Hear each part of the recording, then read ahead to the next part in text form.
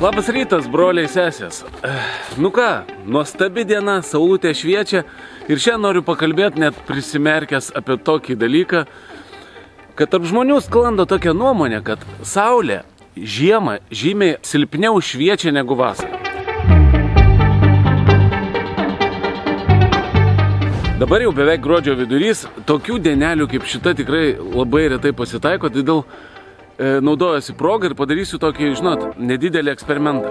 Pasižiūrėsim, ką mums parodys, kai bus saulė pačiam aukščiausiam savo taške, tai reiškia bus maždaug pusė 1 valandos dienos. Iš tikrųjų, dangus šiandien toks truputį padumavęs, gal nėra toks jau labai aiškus, gal kokių tai vitaminų biškį paleista čia pas mus, bet galų galiai rinktis nelabai yra iš ko, nes visos savaitės iki šiol buvo grinai apsiniaukę.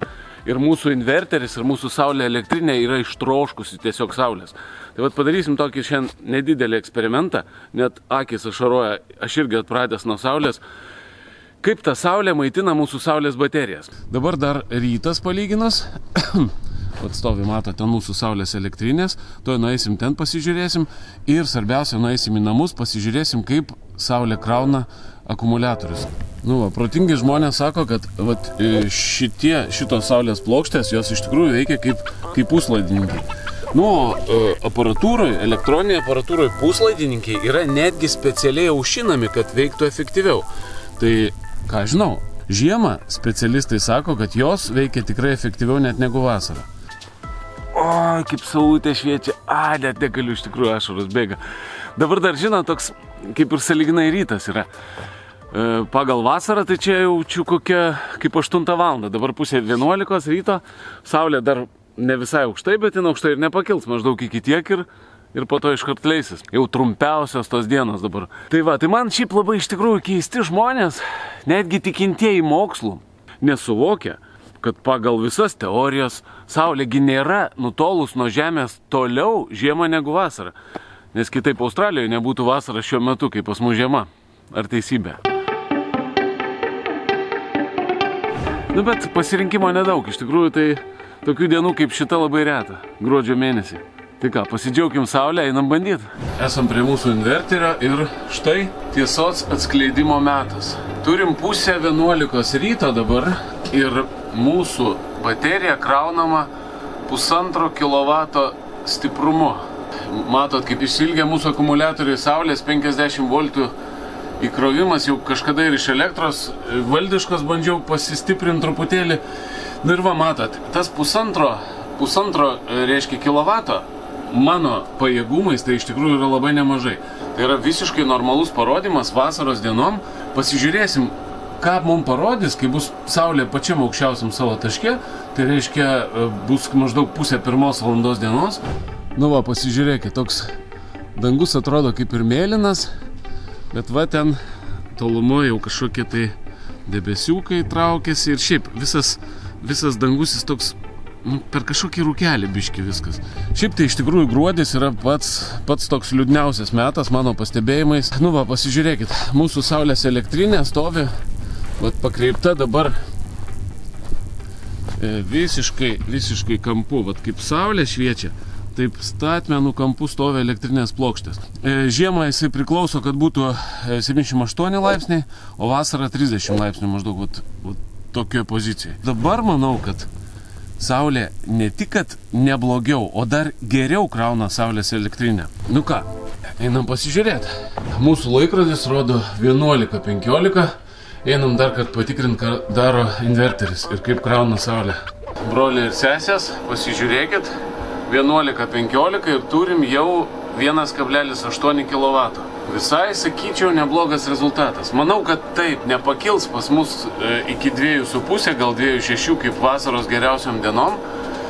Kita vertus, šiandien truputėlį ir oras apsiniaukęs, padumavęs dangus. Tai vasarą, kai toks oras irgi negamindavo pilnų pajėgumų.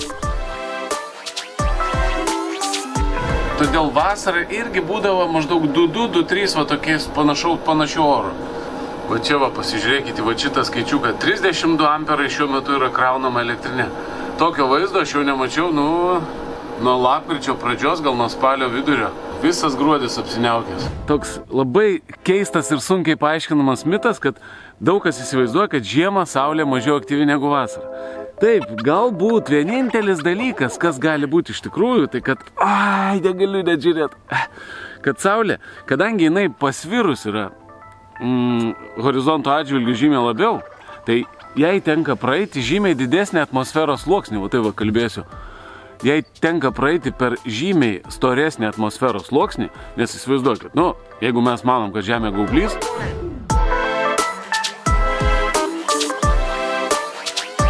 atmosfera supa Žemę ir saulė šviečia iš šono, automatiškai iki tavęs per žymiai storesnį atmosferos sluoksnį turi praeiti spinduliai, negu kad jie šviestų tiesiai iš viršaus.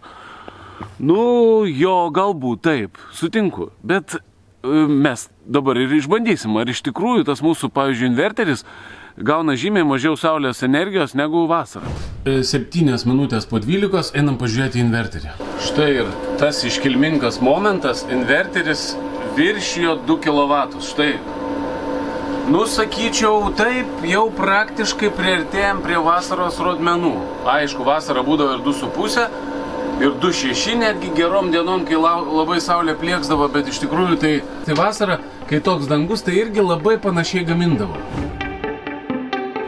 Aš manau, kad eksperimentas pavyko, kaip manot. Pavyko įrodyti tai, kad kuo aš tikėjau, aš tą žinojau iki šiol, kad žiemą saulė tikrai nėra mažiau aktyvi ir negamina tikrai mažiau elektros. Priešingai, sakyčiau, kaip daugelis rašė mūsų žiūrovų, mūsų prenumeratorių, kurie fiziką geriau mokėsi negu aš mokykloje, kad saulės plokštė žiemą gamina dar netgi geriau elektrą, gamina geriau energiją negu vasarą. Dėl to, kad saulės plokštė yra puslaidininkis, kaip man sako, o puslaidininkis, kai jam karšta, veikia žymiai blogiau, jį reikia aušinti, todėl žiemą jisai veikia efektyviau negu vasarą. O vienintelis trūkumas koks? Vienintelis trūkumas, kaip mes ir visi žinom, kad yra trumpos dienos. Saulė pakyla trumpam, labai greit nusileidžia, štai tos elektrytės mažai ir gaunasi. O iš tikrųjų tai, pažiūrėkit, kokie pas mane atėjo draugai.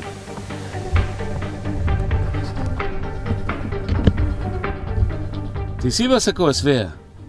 Matai, teisybę sakau. Aišku, teisybė. Tau irgi žiemą truputį mažai saulės. Ir šoniukus tavo šildo mažiau. Tai reikia iš pradžių pasikrauti akumuliatorius, kad šitas skaičius nebūtų 51, o būtų 56 kokie. Ir paskui šildysim vandenį šitam boilerį. Užsišildysim vandenį, manau, per šiandien dieną ir bus liuks. Išnaudosim saulę pilnai. Ar žinot, aš savo truputį irgi paprieštarausiu. Iš tikrųjų tai pats efektyviausias ir akumuliatorius, ir saulės modulis, saulės plokštė yra ne va čia va, o va tenai va, už mano nugaros. Vienam iš mūsų laivų, mūsų reportažų, nuorodą irgi aprašyme, galit pasižiūrėti, kad pats efektyviausias, mano nuomonė, yra va tas va miškas, kuris nereikalauja jokių investicijų, išskyrus jo, aišku, nusipirkimą, bet paskui jisai pats gyvena savo gyvenimą, jaunimas auga, senimas miršta ir nuolatinė srovė tiekia tau visą energiją, kurią jis gauna iš saulutės. Tai reiškia, tau nereikia jokių kinietiškų inverterių, jokių prietaisų, jokių aparatų, jokių kabelių, nieko atnaujinti, nieko pirkti ir niekas negenda. Va ten yra tikra gera saulės elektrinė. Bet kadangi mes kalbam šiandien apie šitą, tai einam dar kartą į vidų. Turim 2 valandą dienos. Vasarą iš tikrųjų tokiu metu dar viščiukų neskaičiuojam, bet kadangi dabar jau už poros valandų iš vis bus tamsu, kaip matom, mūsų inverteris pagamino, mūsų plokštės pagamino 7,32 kWh šiandien. Kaip gruodžio mėnesių, tai čia iš tikrųjų toks rezultatas yra. Būdavo vasarą labai gerom dienom, net 16 kWh pagamindavo, bet kadangi tų valandų šiandien tikrai kokius 3-4 kartus trumpiau yra negu vasara, tai aš manau šitas rezultatas yra toks va. O laikas pas mus 2:30, po 2:30. Manau, kad tikrai pavyko įrodyti, kad saulė žiemą šviečia visiškai neprasčiau negu vasara, tik tai trumpiau. Ir Ne veltui žmonės kalnuose atsigulę žiemą deginasi ir įdega žymiai geriau net negu vasarą. Nu taip sako, aš pats nesideginau, nors kalnuose saulutę šildžiausi. Eisiu filmuoti kitų mūsų siužetų, būtent dabar eisiu filmuoti siužetą apie generatorių, koks efektyvumas ir kokia reikšmė kiekvienai šeimai yra turėti namuose generatorių, tinkamą generatorių.